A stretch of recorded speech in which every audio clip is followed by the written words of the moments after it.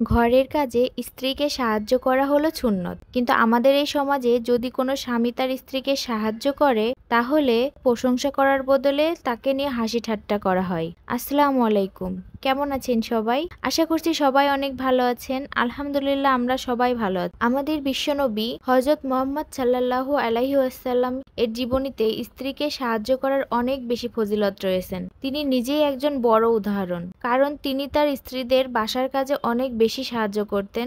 এছাড়া নিজের কাজগুলো নিজেই করতেন, যেমন কাপড় ধোয়া, কাপড় সেলাই করা, এমনকি জুতা সেলাইও তিনি নিজেই নিজেরটা করতেন। তাহলে আমরা বিশ্বনবীর উম্মত হয়ে কেন সংসারের কাজে স্ত্রীকে সাহায্য করাকে এত ছোট করে দেখি? এই যে আমার কথাই বলি, আমি বাচ্চা নিয়ে বাসায় একা একটা মানুষ, বাচ্চাকে সামলিয়ে সংসারের সমস্ত কাজ করতে মোটামুটি হিমশিম খেয়ে যায়। এমন অনেক সময় আছে যে বাবুকে কোলে নিয়ে আমাকে ওয়াশরুমে যেতে হয়, রান্না করতে হয়, এমন অনেক কাজ আমি ওকে কোলে নিয়েই করি। কিন্তু হাসিব যতক্ষণ বাসায় থাকে ও চেষ্টা করে যে বাবুকে সামলানো এবং ছোটখাটো বাসার কাজে আমাকে হেল্প করা। আমার ভাগ্যটা অনেক ভালো যে ওর মতো এমন একজন হেল্পফুল এবং কেয়ারিং হাজবেন্ড আমি পেয়েছি। আলহামদুলিল্লাহ, আলহামদুলিল্লাহ, আলহামদুলিল্লাহ। ও যদি আমাকে হেল্প না করতো তাহলে অনেক আগেই হয়তো বাবুকে নিয়ে আমার গ্রামে চলে যেতে হতো। কিন্তু সমস্যা হলো আমার আশেপাশে এমন কিছু টক্সিক মানুষ আছে যারা আমার হাজবেন্ড যে আমাকে এমন কেয়ার করে এটা একদমই মেনে নিতে পারে না। এক কথায় বলতে গেলে হিংসা করে। মাঝে মাঝে তো বলেই বসে, তুই তো তোর বউর গোলাম হয়ে গেছিস, তোর বউয়ের কথায় উঠিস বসিস, তোর বউ যেটা বলে সেটা শুনিস। উপহাস করে এমন অনেক কথাই তাকে বলে। কিন্তু আমার হাজবেন্ড হাসি মুখে তাদের মুখের উপর বলে দেয়, সংসারটা আমার, ওয়াইফ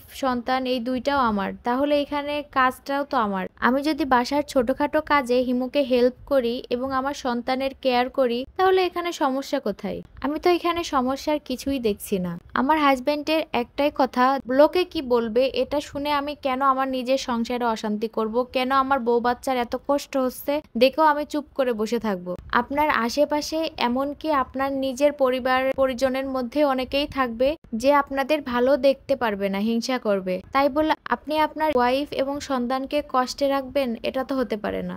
তাই এইসব হিংসুটে লোকের কথায় আপনার কোনোভাবেই কান দেওয়া যাবে না। আপনাকে একটা কথাই মনে রাখতে হবে, যারা আপনাকে এ ধরনের কথা বলবে তারা কোনোভাবেই আপনার শুভাকাঙ্ক্ষী হতে পারে না বা কোনো ভালো পরামর্শদাতা হতে পারে না। এক কথাই বলতে গেলে তারা আপনার ভালো দেখতে পারে না। আমি, আমার হাজবেন্ড এবং আমার সন্তান, এই তিনজন নিয়ে আমাদের একটা ছোট্ট সংসার। আর আমার ছেলেটা তো একদমই আমার কোল থেকে নামতেই চায় না। আর বাবুকে কোলে নিয়ে বাসার সব কাজ আমার একার পক্ষে করাটাও কিন্তু অসম্ভব। এই জন্য হাসিব আমাকে বাসার ছোটখাটো কাজে অনেক বেশি সাহায্য করে। যেমন ধরেন দুপুর হয়ে যাচ্ছে কিন্তু আমি বাবুর কাঁথা এবং ওর কাপড়গুলো ধুতে পারছি না, তখন হাসিব গোসলের সময় এগুলো অনেক সুন্দরভাবে পরিষ্কার করে দেবে এবং এগুলো সুন্দরভাবে নেড়েও দেবে। মাঝে মাঝে বাবুকে গোসল করিয়ে দেয়। এমনকি আমাদের ছেলে জন্মানোর পর থেকে হাসিব ম্যাক্সিমাম টাইমই ওর পটি ক্লিন করে দেয়। যখন কাজ করি তখন বাবুকে অনেক বেশি সময় দেয়, বাবুর সাথে খেলাধুলা করে।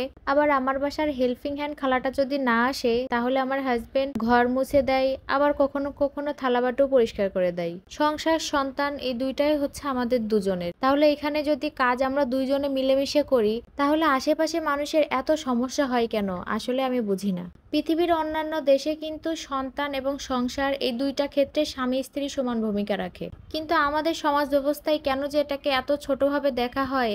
কি বলবে এটা না ভেবে আপনি বা আপনারা দয়া করে বাসায় আপনার স্ত্রীদের ছোটখাটো কাজে সাহায্য করবেন। এমন না আপনাকে প্রতিদিন রান্না করতে হবে বা ভারী কাজগুলো করতে হবে, যে ছোটখাটো কাজ যেগুলো আসলে আপনি করতেই পারেন চাইলে, এই কাজগুলো যদি আপনি করেন তাহলে দেখবেন দিন শেষে আপনি আপনার স্ত্রী এবং সন্তানের কাছে অনেক বেশি সম্মান এবং ভালোবাসা পাচ্ছেন। আপনার স্ত্রী এবং সন্তান যদি আপনার উপর সন্তুষ্ট থাকে এবং আপনি যদি আপনার স্ত্রী সন্তান নিয়ে সন্তুষ্ট থাকেন তাহলে আশেপাশের মানুষ কি বলবে এটা একদমই ভাববেন না, জাস্ট তাদেরকে ইগনোর করে চলবেন। কারণ দিন শেষে দেখবেন আপনাকে কটাক্ষ করা লোকগুলো নিজেই স্বামী সন্তান নিয়ে অনেক সুখে দিন যাপন করছে, কিন্তু দিন শেষে তার কথা শুনে আপনি আপনার সংসার জীবনে অশান্তি ডেকে এনেছেন। সবাই ভালো থাকবেন, সুস্থ থাকবেন আর আমাদের জন্য বেশি বেশি দোয়া করবেন। ভিডিওটি দেখার জন্য সবাইকে অনেক বেশি ধন্যবাদ। আল্লাহ হাফেজ।